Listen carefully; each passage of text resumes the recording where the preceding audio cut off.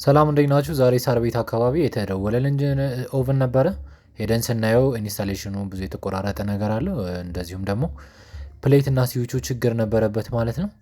ስለዚህ ፕሌቱን እና ስዊቹን በአዲስ ቀይረን ልክ እንደምታዩት ይሄን አሮጌ ፕሌቱንም በአዲስ ሪፕለስ አድርገን አስተካክለነዋል ማለት ነው። ሰርኪዩቱን አሳይን ባላችሁኝ መሰረት እንዴት እንደሚገጠም እዚህ ቪዲዮ ላይ ያሳያችኋለሁ ማለት ነው። በመጀመሪያ የሚያስፈልጉን ነገሮች አሉ። በመጀመሪያ ቴርሞስታት ያስፈልጋል፣ ሴሌክተር ስዊች ያስፈልጋል፣ እንዲሁም ፕለግ አለ፣ ታይመር አለ እና ሂተር ወይ ደግሞ ፕሌቱ አለ ማለት ነው። ባለ ሁለት ፕሌት የሚጠቀም ከሆነ የግድ ሁለት ሴሌክተር ስዊች እንጠቀማለን።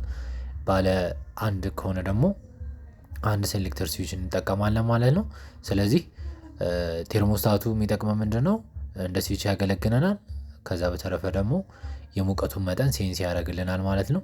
ልክ ትክክለኛው ሙቀት መጠን ላይ ሲደርስ ሎክ ያደርጋል ማለት ነው። ከዛ ውጪ አሁን ኒውትራሉ እንደምታዩት ከቴርሞስታቱ ጋር ይገናኛል። ከሶኬቱ የመጣው ኒውትራል ከቴርሞስታቱ ጋር ይገናኛል፣ ከበልቧ ጋር ይገናኛል፣ ላይት ኢንዲኬተሯ ማለት ነው። አንደኛው ደግሞ ከሁለቱ ሼንት ይደረግና ሁለቱ ሂተር ላይ ይገባል ማለት ነው።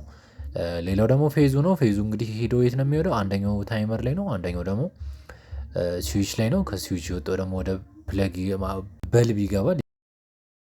ሶስተኛው ደግሞ ወደ ሂተር ይሄዳል ማለት ነው። በዚህ መልኩ ሰርኪዩቱን መስራት ትችላላችሁ። ምናልባት ስዊቹን ስትገጥሙ የተቸገራችሁ ካላችሁ አላችሁበት ቦታ መጠን እንጠግናለን።